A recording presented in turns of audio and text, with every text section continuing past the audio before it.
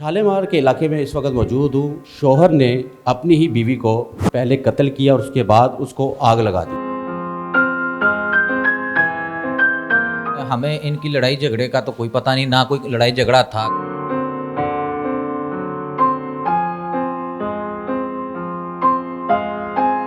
वालदा से कुछ अर्सा पहले ना 5 लाख रुपए लिए थे इन्वेस्ट करने के लिए कारोबार में, अल्लाह दिता उर्फ फाहद ने।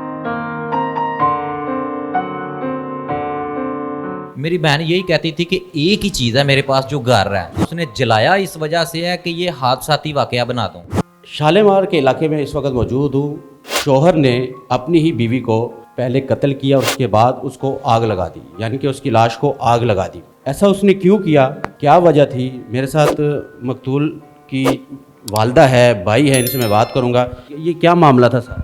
मामला हमें इनकी लड़ाई झगड़े का तो कोई पता नहीं, ना कोई लड़ाई झगड़ा था, क्योंकि बड़ा अच्छा तरीके से आपस में अंडरस्टैंडिंग थी इनकी। ये बंदा, इसको ना मार्केट में मैं जानता हूँ, दुकान कभी कभार मैं जाता था इसकी मार्केट में, दुकान में जो मैंने इसके हालात देखे थे ना, वो मकरूज था मार्केट में बहुत ज़्यादा, उसके ऊपर कर्जा था। एक दफ़ा इसने वालदा से कुछ अर्सा पहले ना 5 लाख रुपए लिए थे इन्वेस्ट करने के लिए कारोबार में, मेरी वालदा से, हमसे, उस लड़के ने, अल्लाह दिता उर्फ फाहद ने।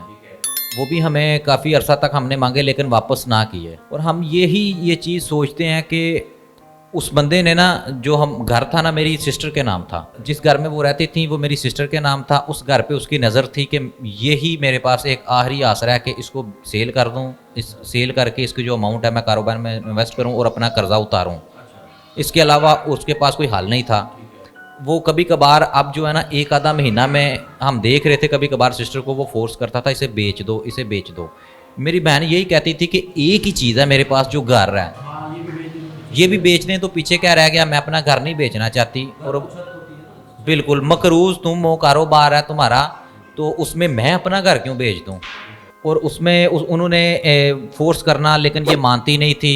और एंड पे अभी जो है ना, रिसेंटली एक आधे हफ्ते के अंदर अंदर, हाँ, उसको, सिस्टर को ना, सिस्टर के मोहल्लेदार बताते थे कि ये जब आपको लेके जाता है ना अम्मी की तरफ, तो पीछे ये प्रॉपर्टी डीलर वगैरह आते हैं घर देखने के लिए।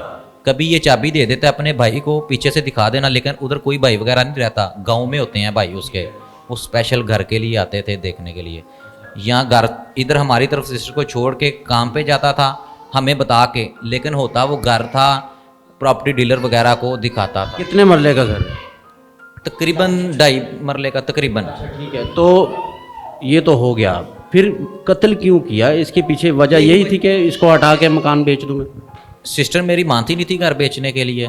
लास्ट बार ना हमें किसी ने बताया था कि ये जैली रजिस्ट्री तैयार करवा रहा है तुम्हारे घर की। अब ये वाकये के बाद हमने इस चीज़ को फील किया कि इसके पास वो फिंगरप्रिंट्स तो नहीं थे सिस्टर के, थंब प्रिंट जो है अंगूठा लगाने के लिए सिग्नेचर नहीं थे, वो ज़रूरी थे नाम करवाने के लिए।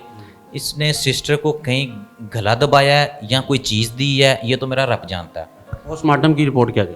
उसको फिर उसके बाद शायद अंगूठे लगाए होंगे, उसके बाद उसने जलाया इस वजह से है कि ये हादसाती वाकया बना दूं। डेड बॉडी का कैसे पता चला कि सिस्टर को जला दिया या मार दिया, कैसे पता चला? जब ये घर से निकला है ना, सिस्टर घर में अकेली थी, एक छोटी सी 3 साल की बच्ची है, वो फ़ोन पे तकरीबन हर वक्त अम्मी के साथ राब्ते में रहती थी। जब सिस्टर अम्मी गई हैं सुबह वॉक के लिए, उसने फ़ोन किया है मेरी छोटी सिस्टर को, अम्मी से बात कराओ।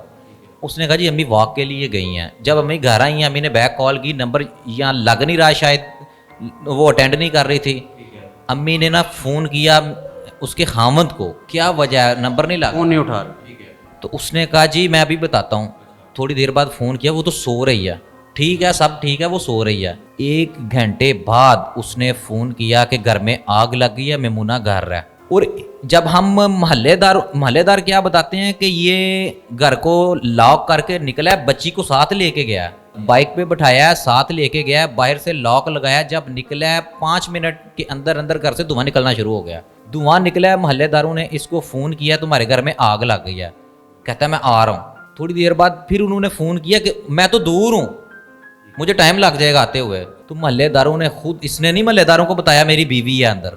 मोहल्लेदार कहते हैं हमने खुद लॉक तोड़ा है, लॉक तोड़ के अंदर गए, खुद रेस्क्यू बुलाई है मोहल्लेदारों ने, पुलिस बुलाई है, 1122 सारी चीज़ मोहल्लेदार ने बुलाई है। मोहल्लेदारों ने बुलाया है, अंदर गए हैं तो मोहल्लेदार बताते हैं कि डेड बॉडी, अब देखें ना एक बंदा जिंदा है, उसको आग लगाई है, वो तो चीही पुकार करेगा, बाहर तक आवाज़ आएगी, महल्लेदार सुनेंगे, बाहर की तरफ भागेगा, बाहर नहीं भागा, छत की तरफ जाएगा, छलांग लगा, एक बंदे की जान के ऊपर आ गया, वो तो छलांग लगाने के लिए तैयार होता है। उसने ये सब कुछ नहीं किया, इट्स मीन कि उसने मार दिया था, कत्ल कर दिया था किसी। डेड बॉडी में कोई ऐसी जगह हो, शनाख्त हुई हो उससे, उसकी के जख्म के निशानात हो, यानी कि डेड बॉडी पहचानने में नहीं आ रही? मुझे डॉक्टर वगैरह हॉस्पिटल में कह रहे थे कि ऊपर से कपड़ा ना उठाना, कपड़ा ना उठाना, लेकिन मैं चाह रहा था मैं देखूं तो सही अपनी बहन को, ये क्यों कह रहे हैं। जब मैंने कपड़ा उठाया ना, तो जैसे हम टीवी में नहीं देखते वो काला जादू, खोपड़ी सी बनी होती है, उसमें आँख नहीं तो ऐसे दांत, वो सिर्फ मेरी सिस्टर के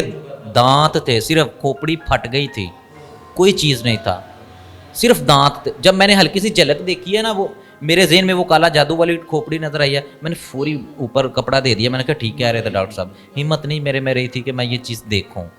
उसमें उसने मुकम्मल तौर पे जला के राख किया कि अगर मैंने रस्सी के साथ गला दबाया तो उसके वो जो निशानात ना रहें, अगर मैंने छुरी के साथ गला काटा है तो वो भी निशान ना आए, कोई भी चीज़ निशान के लिए नहीं थी उसने छोड़ी। फायर ब्रिगेड की गाड़ी आई थी?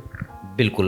उनकी क्या रिपोर्ट? मेरी अम्मी उधर मौके पे पहुंची थी, मैंने जो तस्वीरें देखी हैं ना, उस तस्वीरों में रेस्क्यू वगैरह सब कुछ, मोहल्लेदारों ने हमें सब तस्वीरें दिखाई हैं। अच्छा माँ जी, जब आपको पता चला तो फिर क्या, बेटियां तो माँ की लाडली होती हैं, माँ के साथ ज़्यादा अटैचमेंट होती है, तो फिर कोई बताते भी नहीं थी शौहर मारता है या इस तरह की कोई साजिश हो रही है? कभी भी उसने ये मुझे नहीं बताया था कि मेरा शोहर मुझे मारता है या डांटता है। बस यही 6 माह की बात है, हो गई थी इस बात को कि चोरी छुपे घर दिखा रहा है मामा, मुझे शक पे पड़ रहा है। कभी डीलर भी आके उसको बताते थे कि बहन तुम्हारा घर तुम्हारा शोहर बेच रहा है, तुम्हारी रजामंदी है, आप लोग खुद बेच रहे हो। उन्होंने कहा नहीं, मैं तो नहीं बेच रही, मुझे इस चीज़ का इल्म भी नहीं है। बाज़ औक़ात तो ये डीलर बताते थे कि तुम्हारे शोहर ने हमें मना किया कि मेरी बीवी को पता नहीं चले। हाँ, ये एक छोटी बेटी है उसके पास, एक ही बेटी है, दूसरा 4 माह का उसके पेट में बेबी था, बेटा था। मैं वज़ीर-ए-आला पंजाब प्राइम मिनिस्टर इमरान खान साहब से, अपने army chief justice supreme court, तमाम तारी इंटेलिजेंस और आईजी पंजाब साहब से अपील करता हूँ कि इसे कड़ी सज़ा दी जाए, इसे इबरत का निशान बनाया जाए। हम तो कहते हैं कि इसे हमारे सामने लटकाया जाए, हम देखें। हमने तो नहीं देखा हमारी बहन तड़प रही थी, क्या कर रही थी, हम इसे तड़पता देखना चाहते हैं कि इसे हमारे सामने लटकाया जाए, जल्द अज जल्द इसका फैसला किया जाए, ताकि हम इस चीज़ के मुंतज़िर हैं कि हम इसको देखें सज़ा लेते हुए। ये हालत है जी, अल्फाज नहीं है मेरे पास, इनको इंसाफ चाहिए। ज़ाहिर है बेटी अब इस दुनिया में नहीं है और अफसोस है, क्योंकि उसकी जब डेड बॉडी इन्होंने देखी तो पहचानने के काबिल नहीं थी मुकम्मल तौर पर, यानी कि 100% जल चुकी थी, सिर्फ हड्डियाँ ही रह चुकी थी। तो इनको इंसाफ चाहिए। इनकी अपील है वज़ीर आज़म पाकिस्तान से, चीफ जस्टिस से, तो सिर्फ इनको इंसाफ चाहिए और बस कुछ नहीं है। आज के हम वाक़े में सिर्फ इतना।